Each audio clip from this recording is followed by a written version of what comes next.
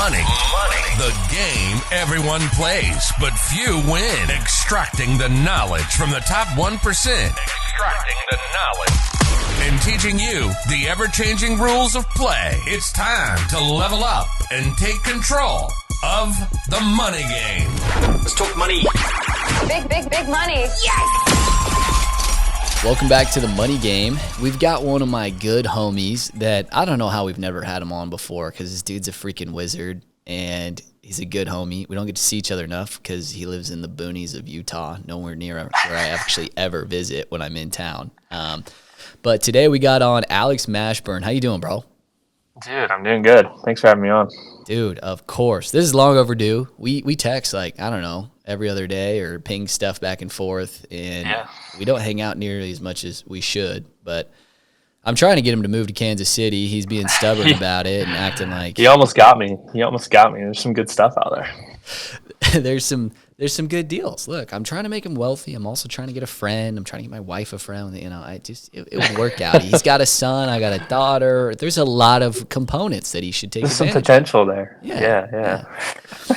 Well, another son, another kid in a week. That's right. And I got a 6-month-old. So we're staging some things. We'll see what happens. Line it up. Yeah. Well, for all you guys, if this is your first time listening, obviously purpose of this podcast, we always want to make it known to everybody. We just want to increase financial literacy, vision, mentality, anything that's going to help you move the needle. Because no matter what you're trying to do in life, the one thing that nobody escapes this life with is you got to play the money game. Whatever career you choose, you got to understand your finances. You got to understand how to move the needle, how to have a relationship with finances. It's inevitably going to be part of your life. Whatever level you choose to play it at, it's totally up to you. But Alex, one of my good homies, this dude is so freaking good at some very cool things in his investing portfolio. He has developed a very valuable skill set. He's built a cool career. He's doing a lot of awesome stuff. But kind of just starting off, dude, I'd love to, I know right now you're full-time really doing a ton of creative finance and you're also a realtor. Walk us through just quickly, how did you get to this point? What kind of like started you on a journey of moving the needle in this stuff? Yeah, I think there's probably two stories, real quick ones that kind of come to my mind. The only W-2 job I've ever had was Wendy's in high school. Heck yeah. And they hired me, minimum wage in Utah is $7.25. And I was like, cool, I got to get a job, I got to pay for gas, I got sports, right? Can you hear me good? Mm-hmm. And anyway, they hired me, and I just killed it for them. They're like, hey, you get free food if you have people fill out the survey. And I'm just like, I like food, like whatever. So I'm just doing a ton of stuff for them. And then they're like, wow, like you're really good at this, you're really fast. You got drive-in time's good. We're going to have you start training people. It's been like 3 months, right? It's not that hard. And so I start training a lot of new employees, and they have this big thing where they're like, hey, new employees, $8 an hour. And I'm like, oh, cool. So I get to go up from 7.25 to 8. They're like, oh, actually, like when we hired you, you just got to stay at the 7.25 for a year, and then you come up. So I'm training these people who know absolutely nothing, More.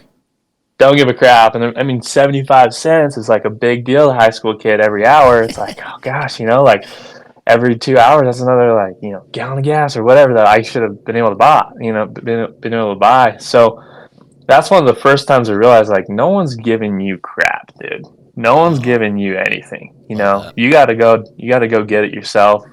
You gotta own it. It's your fault if you're not making that. You could literally quit that Wendy's, go to another Wendy's and make more. It's just interesting, right? And so, anyway, it really started as a few people in like my church was like, hey, come, I build houses, come empty these dumpsters for me. I'll give you a certain amount per dumpster that you fill up or whatever, right? Yeah. Started doing these ones that like see what I'm worth. And then another example was my family didn't grow up with money really. And I was going to Southern Utah University running track. What did your parents do, if you don't mind me? Like, what was kind of the dynamic in the home? Was it pretty W2? My mom was stay-at-home mom, which I loved. She actually teaches math now that all the kids are out. But my dad has worked at UPS for 27 years.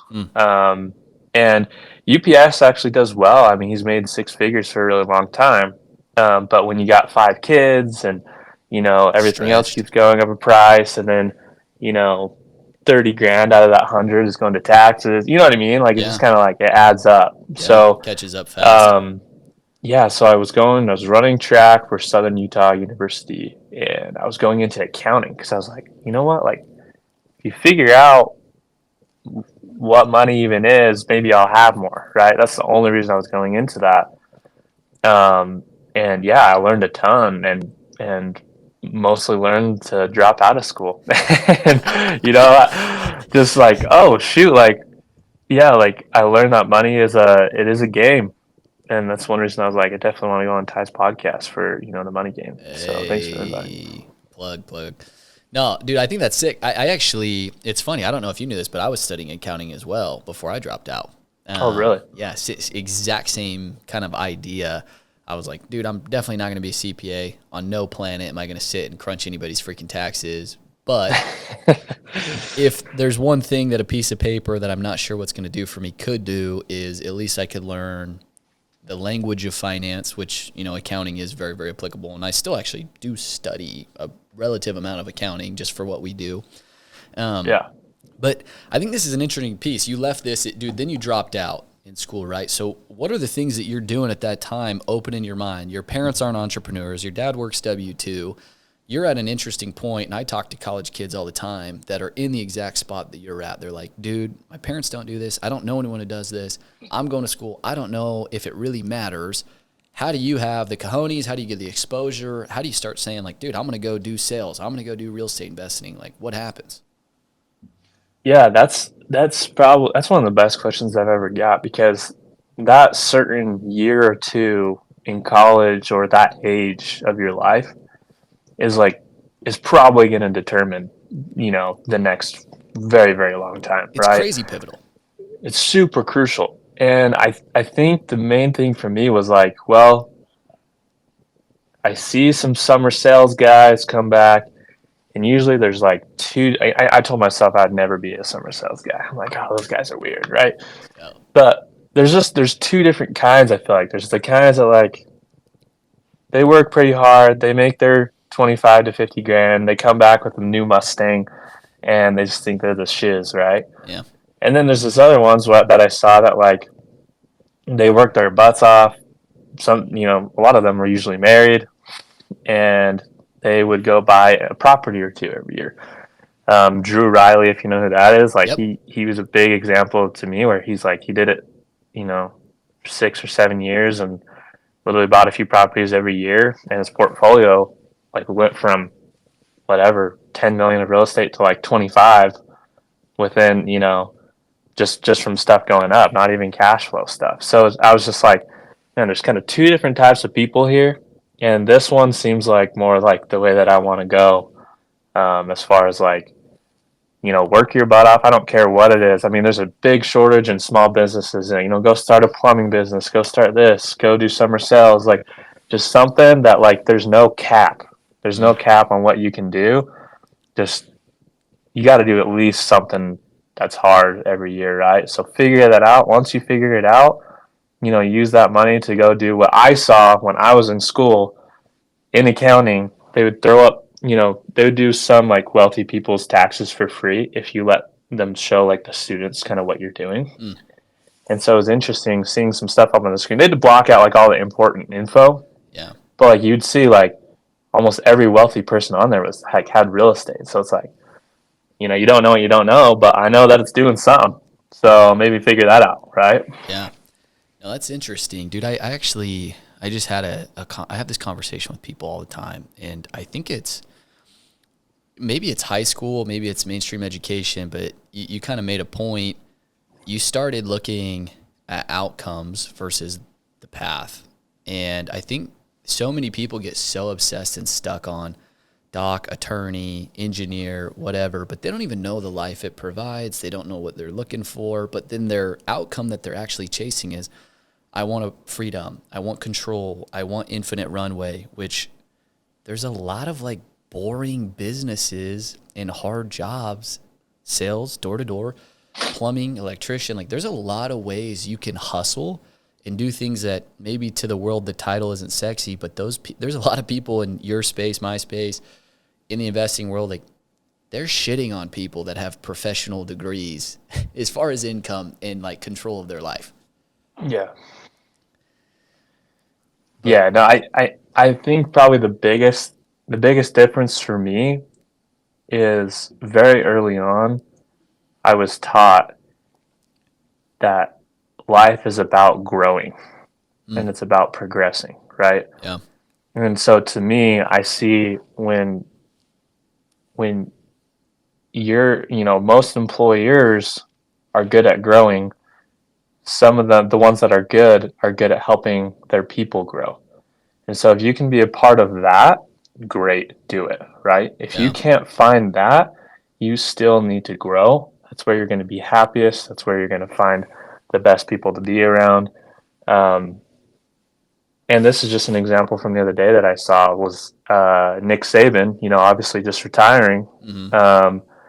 And he said that he hasn't had just like a drop of alcohol in I can't remember how long. Interesting. And it's like it's not that alcohol, maybe alcohol's not bad, maybe this isn't bad, whatever. But like for him, he couldn't grow as much when he had that. And he said probably the best decision he ever made, right? So it's like no matter what, like you have to grow, and for you it might be different than somebody else to be able to like limit distractions and not even have that option, right? No, that's cool. And it is real, right? Like everybody has a different thing that needs to be sacrificed and a different thing that needs to be like added to go to the next level. For Arnold, right? Like when you're at the peak of your physical, just absolute genetic, dude. I mean, like one extra rep makes all the difference. One carb makes the difference. But like where we're starting out, it's like, dude, just getting 30 minutes in the gym's the move.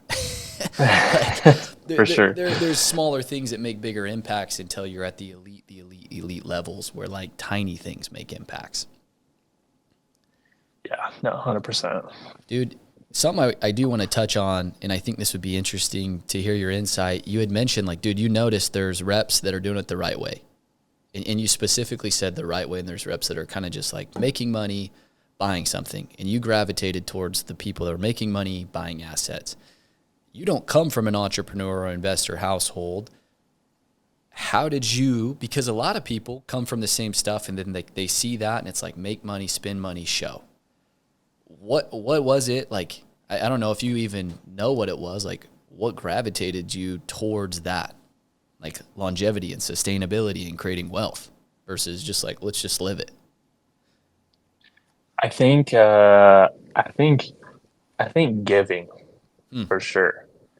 I had an experience where, like I was able to, be a part of just giving, even when you don't really have a lot. One of the first experiences was it's called a $100 dinner club, and for those of you who don't know what it is, you basically get a group together. You go to a restaurant that might be in need, and this was during COVID, and everybody tips $100, and it was like, dude, when I had like probably $900 in my bank, and I was like, I got invited to this. I got invited to this, and I was like, I don't know if I have that. And my wife was like, yeah, I don't know. And so we paid for dinner, for us, and we did the $100 tip. But we got in around a group of people that I still have relationships with, even though I didn't know 90% of them. Brent Skinner, Brody Fawcett, McCrae Hepler, a lot of these guys, Eric Gubler, like a lot of these guys were like a lot further ahead than me, but like I didn't do it just to get around them. I did it because I was like, I want to be that person when I have money. And I was told if I don't do it, well, I don't really have that much, like why would I do it in the future, right? You don't change the kind of person you are. It just kind of amplifies who you already are when you have more money, right? So that's the one reason I was like, I really want to have more so I can give more to family, friends. And then I feel like there's going to be a lot more uncomfortable situations while you're growing. And that's just the kind of person I wanted to be. Oh, I like that, dude. And I think, obviously, dude, it says a lot about just way you were raised, what you want to do and who you want to become, the father, the husband. And it's cool because I do think a lot of people in the pursuit to level up financially, they do delay some of those things. And they say, when I make it, then I'll give. When I make it, then I'll support. When I make it, then I'll give the family time. And you've done really, really well at prioritizing early on, because it's true, right? Like, investing's the same way. When I have a ton of money, then I'll invest. When I have a ton of money, then I'll put stuff aside. I'll take control. I'll limit this stuff or whatever. Like, you've got to play at the level you can all the way along the way, because you just hit it right on the head. Everyone says it. Money doesn't change you. It amplifies who you already are. If you're a generous person when you're broke, you're going to be very, very generous when you're wealthy, right? Like, if you're a freaking dick when you're broke, like, you might be a greedy son of a bitch when you're wealthy. Like, sorry.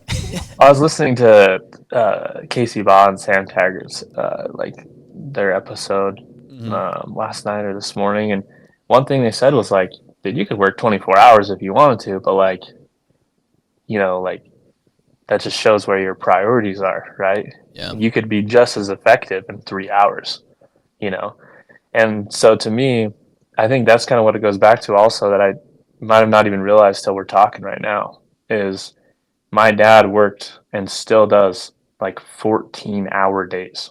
Wow. Every single day. His commute's an hour there, hour back. He leaves it, he growing up, he would leave at 6 and he'd get back at 8, like after we ate dinner. It's family. And he came to I think maybe one of my high school football games ever.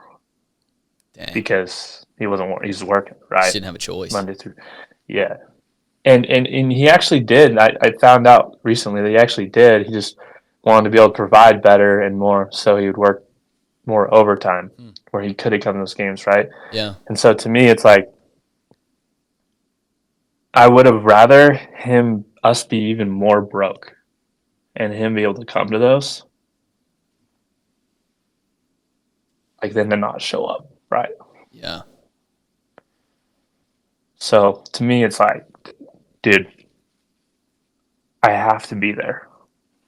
And so I'm definitely not home as much as I should be right now, but like, I'm breaking that, like, I would call it a family chain. Like, you have to be different, Yeah. So I have that in my mind quite a bit, actually.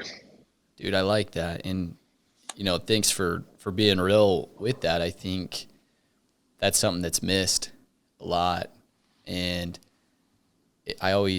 every time I think about stuff, when I hear stuff like that, or my own situation, I'm sure you've heard this 100,000 times, where Tony Robbins, his whole, what if, life happens for you, not to you. And even that situation, it's so interesting.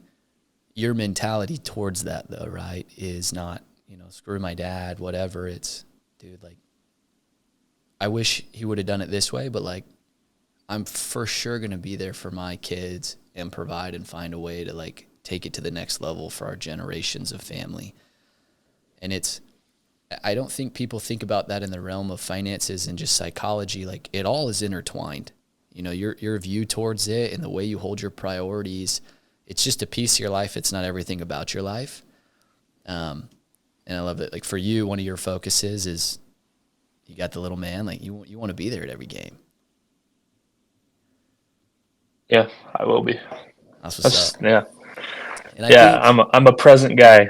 I love it. Well, I think people need to know, though, because I have this conversation with people a lot. There is always trade-off, and there is always, we hear about in your econ class, opportunity cost, but I don't think people continue to understand there is always opportunity cost.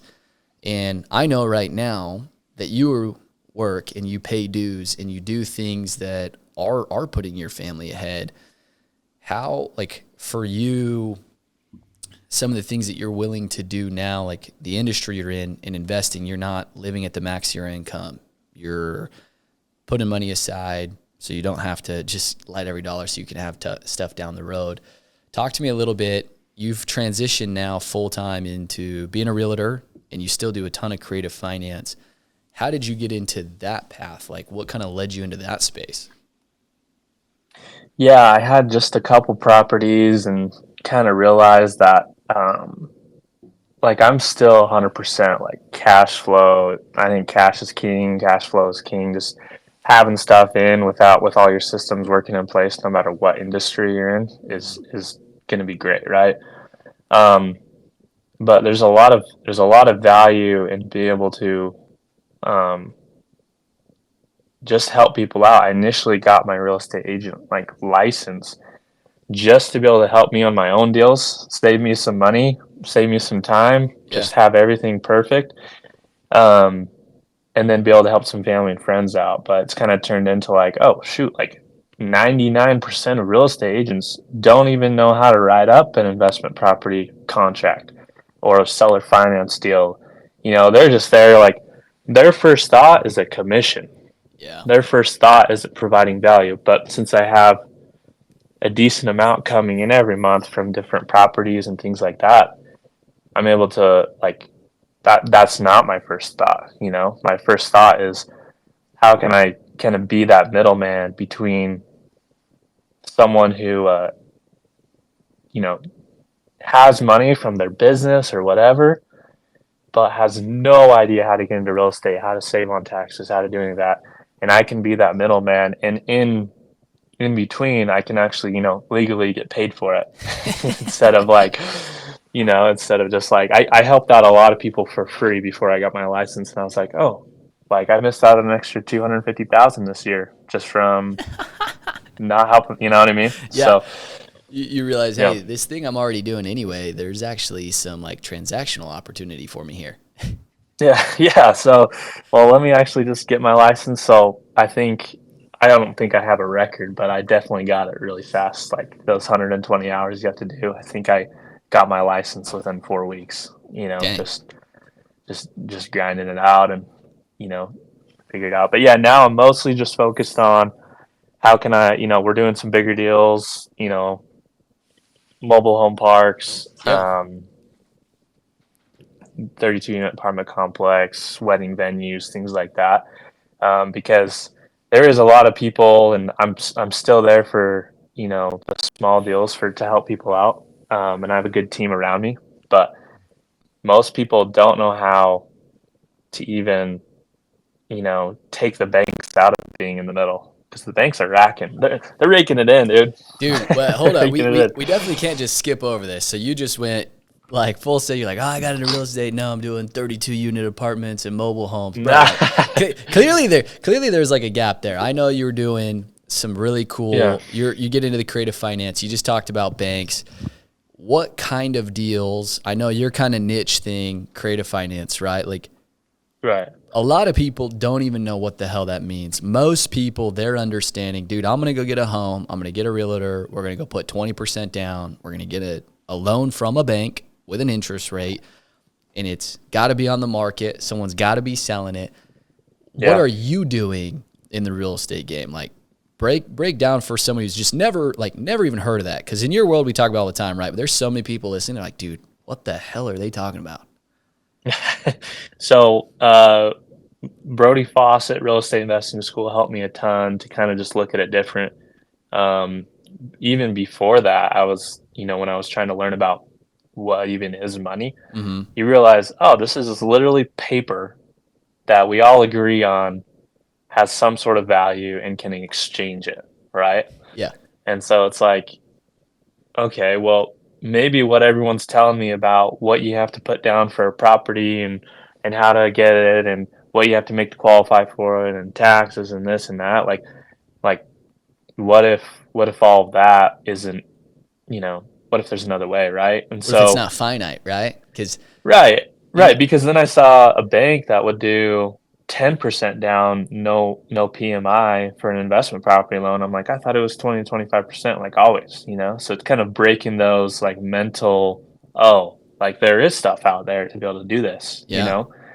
And so we picked up 3 of those within like 3 months with 10% down, no PMI.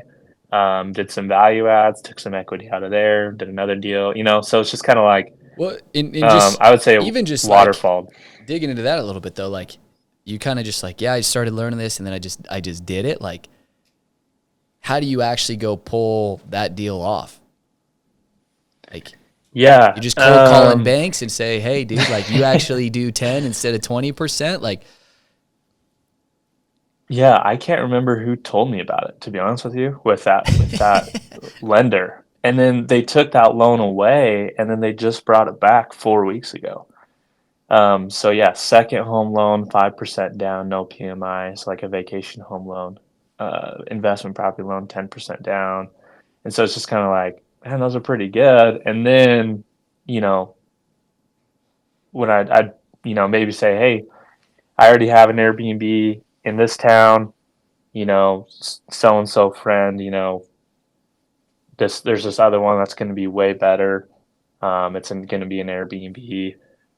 It's only 10% down. It's 30 G's down, yeah, and then we'll probably do another 20 grand to update it. And they're like, 50 grand for a sweet Airbnb, like that'll make me money. Great. So we yeah, did it and got them all their money back within 9 months. We just refinanced after we did some improvements and got back every dime we put into the deal, down payment and updating it. And they're like, sweet, I just have a free property now that makes me money. Let's go do it again, right? So I advertised it a little bit and then obviously got a lot more people that were like, oh, like find me a deal like that. Most people just don't have time or you yeah. don't know what you don't know, right? So it took me a couple of years, still doing summer sales because it would bring in some good money. Yeah. And then just figuring out how to put some of these deals together. But after that 10% down and a lot of those, different loans, I was like, well, like what's an even better way to do it, Yeah. So No, it's interesting because obviously you're moving the needle. You're clearly dedicated, just pulling it off. Where a lot of people are like, yeah, okay, Ty, okay, Alex, like, dude, that sounds cool, but like, I don't know who Brody is. I don't know what this real estate investing school is. Like, I don't know how to flip and do this, right? Like, no, so, that's true. and so like for you, right, you didn't know what any of this stuff was either. And the thing that I think I want everyone to understand is you didn't know what it was. And if you don't know what these programs are, like, go find a coach that is teaching what you want to do. And there are some really good coaches out there. I know you now coach and you help participate in that program, like they know how to get done what you're trying to do. Yeah, I didn't reinvent any wheels, to be honest with you. Like I just took advantage of what was out there, and I feel like nowadays more than ever we make more excuses, but there's more resources, so it doesn't make any sense, right? Oh yeah. Like you can go, I didn't even know what escrow was. Like what even is that word, And so it's like, dude, you literally just look it up. You can know what it is, or a video if you don't understand the definition. You literally figure that all out in 3 minutes. Dude, the funny thing though is so many people will do that. They'll listen to this. They'll even listen to this podcast, right? And there'll be 5 things that you've just said that they don't know, and they just won't get on freaking Google and be like, yeah, okay, what the hell is creative finance? What does PMI mean? Or Instagram. Right? What is real estate investing school? What is what? Yeah, no, it's true. Yeah, it's. I think it's just taking action. I haven't done anything crazy special. I just went kind of the hard way, lived broke for a while, and figured it all out. I wouldn't say it all out. I probably know like 2% of everything I want to know. Forever. But I figured out a lot of things that people don't know just because they didn't take the time to do it, right? No, and it's working out, and I think if more people understood that taking action, improving to the world, and just like your surroundings, that you're willing to take action, good things follow. Like, and currency follows. Like money wants to be used, and like you just said, a lot of people don't have time, they don't have the resources, whatever. But they either got the money side or they got the experience side. You can play either or both, but there's a lot of ways to get into the game.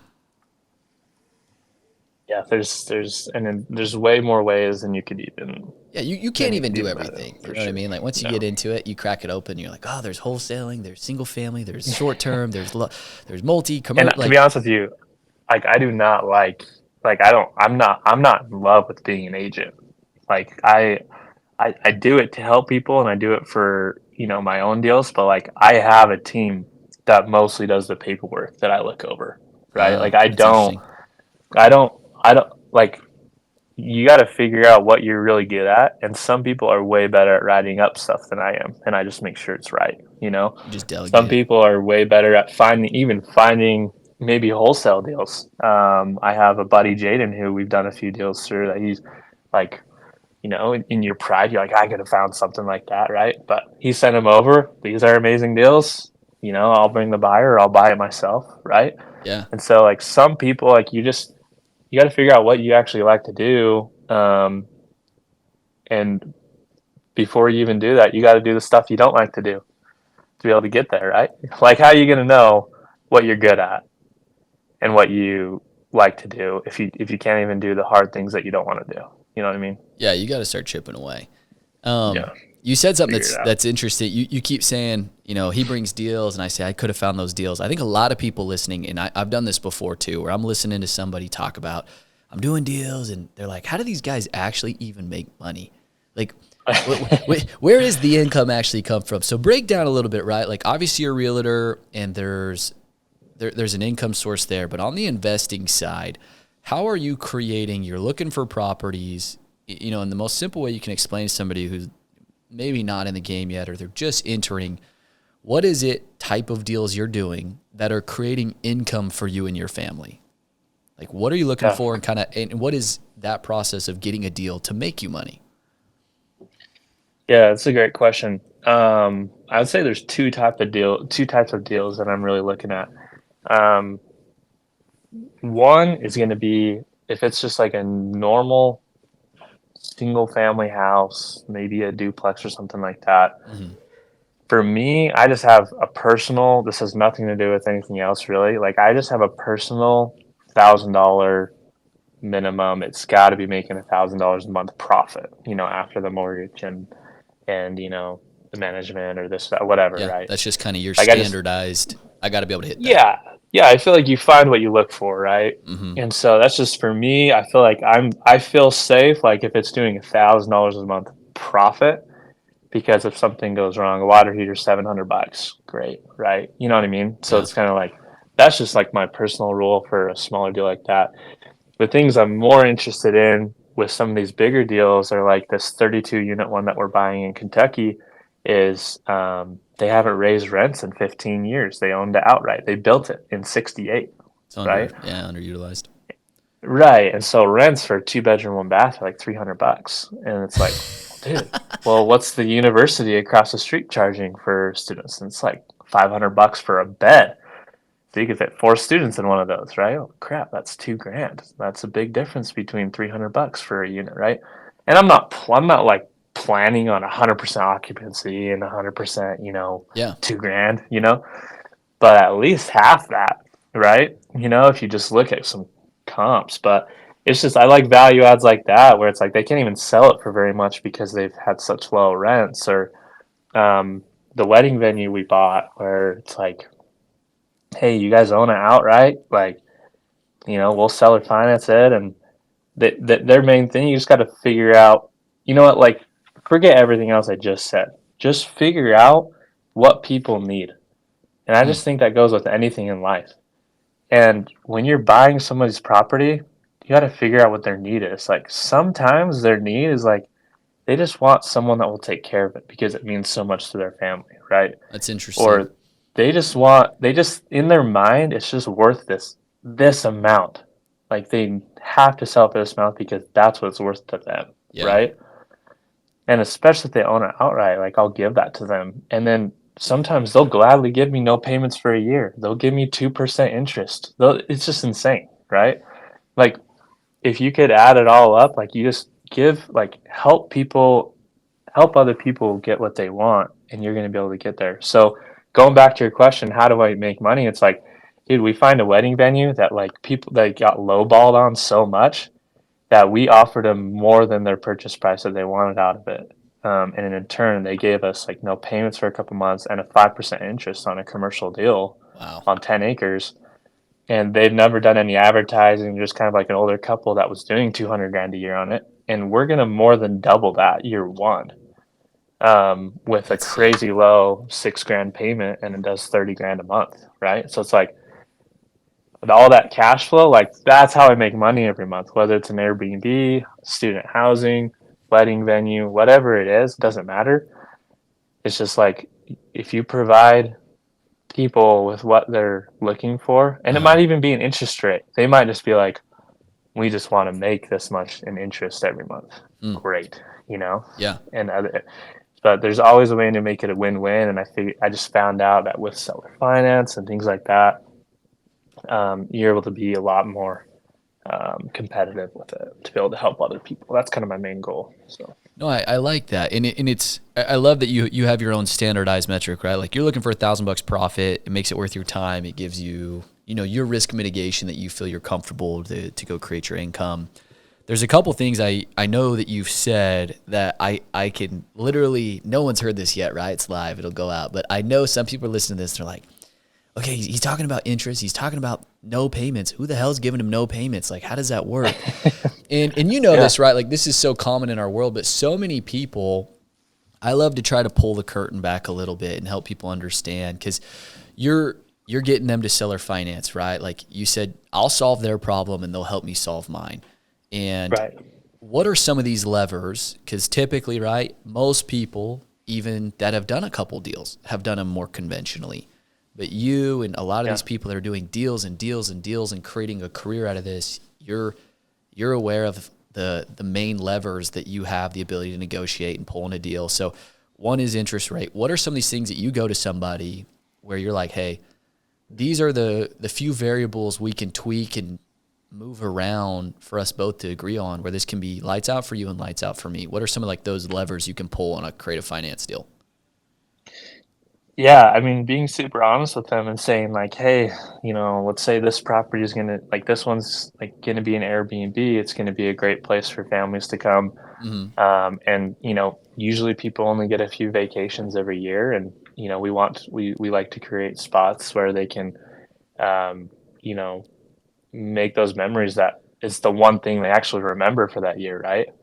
And so it's almost like giving them a little bit of an emotional, like, hey, this is like what we want to create, right, for your home. Something special. And to be able to do that, get it ready for Airbnb, kind of get it, the reserves in, and make it nice. Like we would, appreciate no payments for a year. And if we can do that, we would like, we'd like to be able to offer you, a little bit more of a purchase price. And people are a lot more open than you think when it's like, what are you guys hoping to get out of this deal, or is there a certain amount of money that you want coming in since you're seller financing, right? Yeah. Like, is there a certain amount you guys need every month, for a payment? And if there is, like, dude, sometimes it's like we need $5,000 a month, and it's maybe a medium sized deal, and it's like, great, well, we'll make sure that happens, but we only want like $1,000 of that $5,000 going to interest, right? Which is insane, because a normal amortization schedule is going to be like 70-80% interest over 3 to 5 years. Yeah. Right. When you remove the bank out of the situation, there's a lot of extra room. Right. So it's like we can give them what they need and what they want, but literally $50,000 every year on that deal out of 60 is just going straight to paying off the property. Yeah. Right. They just needed a certain amount every month, or they wanted a certain purchase price. But yeah, I would say interest, purchase price, amortization schedule. Yeah, man. I mean, there's a ton. Down payment, if they're needing to get into their new house or a new property and they need $100,000, they need $200,000. It's like, like there's just so many other ways. It's like, cool, like we can give you that $200,000 up front, but like we don't want to have payments for a year to be able to help us out, get things going. They're like, great. And the nice thing about that is sometimes like I can find a capital partner that like they have a 1031 or they have something like they need to like park money somewhere, and to legally 1031 into a deal and then 1031 out of it into another one, you need to hold it for a year. So sometimes I can help someone get into a deal with just a 1031, pay no mortgage the whole time they own it, 1031 into a different deal a year later, and still reap the tax benefits of having that for a year. Yeah, you're just a temporary holding for them while they find out what they really want to park. And the income, right? So it's just kind of an insane same thing. So, Dude, that's interesting. That's super unique. And you mentioned earlier, obviously, you did some, real estate investing school, some of the stuff. Like, dude, obviously, this isn't like mainstream knowledge, and you know this because you got people hitting you up all the freaking time. right. What are some of like your resources? Obviously, other than that, like, are there books you were reading? Are you on like sucking up a YouTube channel? Like, dude, who are you? Who's your mentors? Like, I think people want to know like where to even start. Yeah, I would start with something like real estate investing school. I mean, Brody could have done so. Brody Fawcett, you guys want to go look him up on Instagram? Brody Vouch for 'em. Fawcett, real estate investing school. Like they, like what he's doing is really cool. He can make a lot more money going and creating a fund, going and doing all the deals himself. Just collecting money or whatever. But what they're kind of creating over there is a place where the normal person can kind of break out of their chains or W-2 and learn how to start at the basics and what is PMI, what is escrow, and kind of have a coach to one-on-one get them their first one or two deals. I would say after you have two, three, four deals, you've kind of you know it gets a lot easier. It's kind of like that first million. Your first million you make is hard, Yeah. and then after that it's like inevitable, right? Who said that? Like someone said that. I think that was Brian Tracy, bro. Yeah. It's your OG. first two deals, man, that's gonna be rough. You know, it's gonna be rough, but it's so worth it. So No, I just retweet. I don't even have Twitter, but the phrase makes sense, right? To what Alex just said, Brody's a personal friend of both of us. Like, if that's where you go, obviously, if you have questions about some places, but you've got to get a coach. I don't care what it is. If you're new to a space, go hit somebody up that is doing what you're trying to figure out, and then. I know for a lot of people, you've brought up a couple words. I think the vocabulary is one of the scariest things for people. Like, yeah, genuinely. I had somebody hit me up the other day asking about a deal, and I sent back a response, and they were like, holy crap, maybe I'm not ready. That text felt like a foreign language. And my response was like, no, honestly, like, there's just a couple vocab words that intimidated you. Like, don't let your gap in vocabulary be the reason you don't move the needle. Freaking get on Google and just look up definitions, and you're fine. The concepts are not that crazy. I feel like that's where we started the podcast too. It's like you gotta learn some. I would say 80% of the entire even to become a real estate agent test was vocab. Yeah. That you're probably never even going to use again. So, yeah, no, I think some of those words, like, they're just super important to be able to, you're good at learning words. You've done that your whole life in school or whatever. Like, just learn it, take a little bit of time. Oh, I love that. Well, dude, just kind of finishing up and pivoting a little bit. I know you're doing a lot of cool deals. You're obviously moving the needle in your investment portfolio. You hit me up, dude. You're hungry to learn. You're a killer dad. You got another kid on the way. You're a father, husband. You're doing the finance thing, and you're creating a career, and you're taking care of stuff. But just kind of walk me through like what excites you right now and like keeps you motivated to keep learning and progressing. Yeah, that's a great question. I think there's a lot of like, what would be a good term? Maybe just like modern or worldly things that I really like, like that I didn't get experience growing up, just buying a Can-Am or four-wheelers or this or that. Like that gets me excited because I didn't have any of that growing up.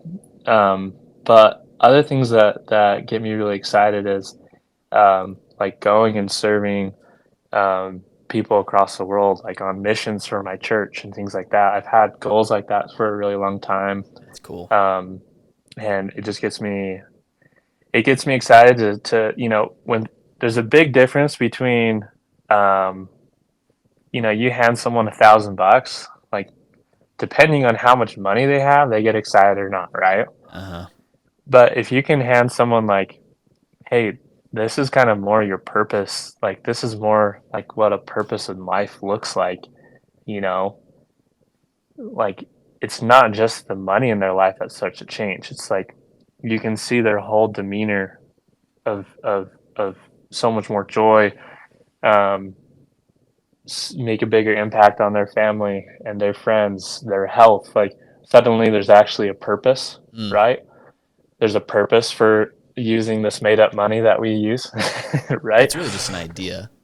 It's just an idea. Yeah. And so it's like, hey, like, but it's hard to think about that Yeah. when you're living paycheck to paycheck. You can't think about anything else. You're just Yeah. like I've been there, you know? Like, man, how am I gonna pay for like it was like our first kid a few years ago. I was like, man, how am I gonna like make sure like this works out? You know what I mean? Yeah.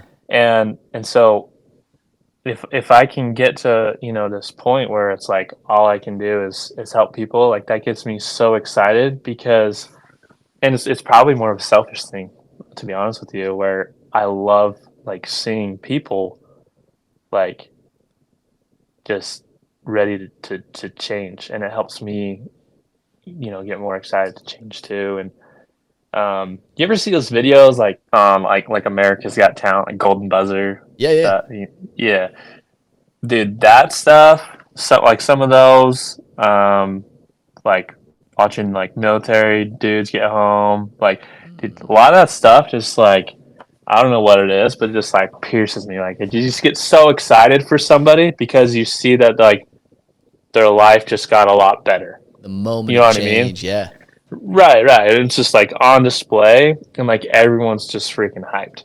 And so if I can create like I just like want to be able to create that like when people are around me, like I want them to like have this feeling of like heck yeah, you know? Yeah. And so I'm trying to change myself and so that just gets me excited to be like if I can be around almost like just that dopamine high all the time where like you know you say whether it was like on like a mission for my church or like in other areas when I've said something that somebody didn't know but it just like clicks for them like they get so pumped and that's what gets me amped, dude. Dude, I I love love that. it. Like I'll say something like hey just create the deal more like this and I'll just give them like a little advice like hey just ask for this do this and they're like I didn't even think about that and then it gets accepted and they're just like oh my gosh like this is going to be sweet you know like That because their light bulb long-term moment. goal right like their long-term goal might be to hold it forever and so like a long balloon on seller finance might be great but they didn't even think to like you know negotiate a low interest rate and higher purchase price or whatever it is right Yeah. I get amped when other people are just changing and growing too. Dude, I like that. There's actually something that you said you started with. There's some cool shit you want to have and that you didn't have as a kid, and then you have this very, wholesome, purpose-driven piece of what gets you excited. And it's interesting you said both, and I think a lot of people won't be willing to say both. And I noticed this. You can, like, a lot of people feel that they're supposed to say whatever they think society wants to hear them say. And dude, you can be driven to have some cool stuff and cool experiences, and at the same time be driven to level people up and see them and their personal situation develop. Like, as human beings, we're so multifaceted, and it's never so black and white. And I know you know this, but it's just I want, the listeners and more people to embrace you can have multiple things that fuel you, and realistically you probably need a huge bag of whys to really ever pull it off. Like, if there's only one reason you're with your spouse, like, you better develop 100, right? Like, if there's only one reason you like to show up to work for your kids and pay the bills, like, you need to find a couple more, because one day it might not be enough. Yeah. Yeah. Same thing with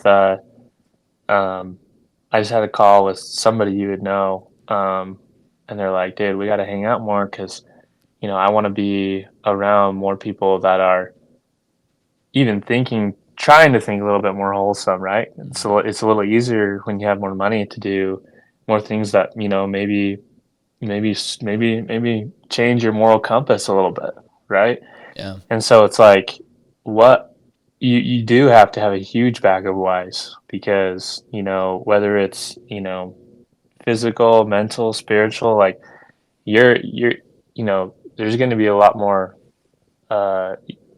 temptations, whether it's to be lazy, immorality, anything else. And I would say like that's applicable on this podcast because that's part of the money game.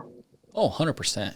Like even if you get to here and you think you won, you're just getting to some of the other hard stuff too. And so it's like you lost the money game. You know Yeah. what I mean? No, dude, I totally agree. And I think that's the great facade, right?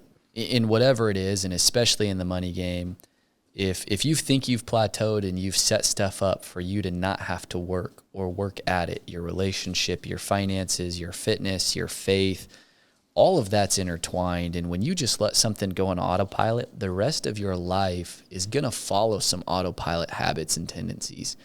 And so I'm a strong believer in this, and I know you are too. And I love in this show, we get to say whatever we want. It's my show. Like as in a divine way, I believe like we're supposed to keep working. There's not like a chill moment. Like we're supposed to continue to progress and strive. And that's part of this mortal existence. So like buckle up, have some fun, enjoy it, and get those right people around you that want to do it the way that you want to rock it. Yeah. We're not supposed to just take a break for 40 years. Dude, and you're not being a good friend. Like No.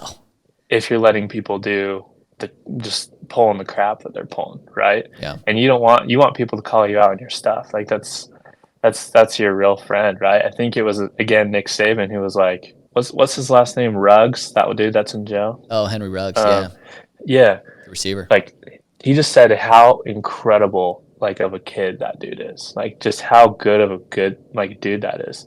And he's like, if in total accountability, obviously it's his fault, right? Yeah. But he's like, dude, if one of his so-called friends would have said, took the keys or whatever, Like, no like way, homie, you ain't driving.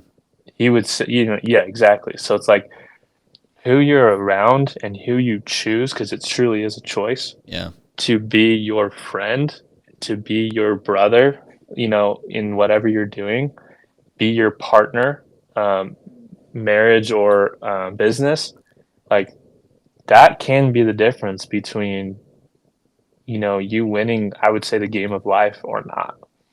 Oh, It's dude. huge. I agree. And I think, I go to a lot of these events and masterminds, and you see people who, in my opinion, only financial success and losing your family isn't winning the money game. That's losing the money game. And Yep. you have so much more respect for people who can put it all together, keep it stable, and you realize the business decisions you make, the financial decisions you make, and the impact they have on your home, like that's just as important to the money game and how you connect those two as just creating the income.